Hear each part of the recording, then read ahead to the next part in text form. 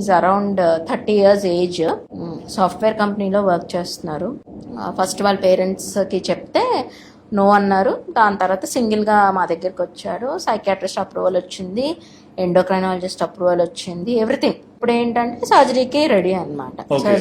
Surgery కూడా చేయించేసుకున్నారు, అయిపోయింది.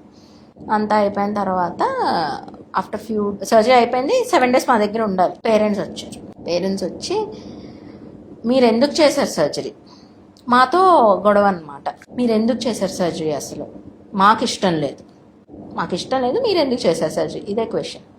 Okay అండి, మాకు ఇష్టం లేదా, రండి అని చెప్పి వాళ్ళ అబ్బాయి సర్జరీ అయ్యి he was still on bed పెట్టి మాట్లాడిస్తే వాడు అలానే మాట్లాడతాడు, మీరు ఎక్స్ప్లెయిన్ చేయాలి కానీ మీరు మాకు చెప్పకుండా మీరు అలా ఎలా చేస్తారు.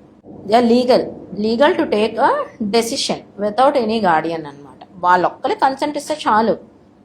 అంటే మెంటలీ రిటార్డెడ్ అయితే తప్ప మనకి గార్డియన్ వాళ్ళు కావాలి కానీ, లేదంటే వాళ్ళ ఓన్ డెసిషన్. అదొక ఆస్పెక్ట్. నెక్స్ట్ ఏంటంటే ఆ అబ్బాయికి ఒకటే ఆప్షన్ ఇచ్చాడు. ఏంటంటే హీ హ్యాడ్ సూసైడల్ టెండెన్సీస్.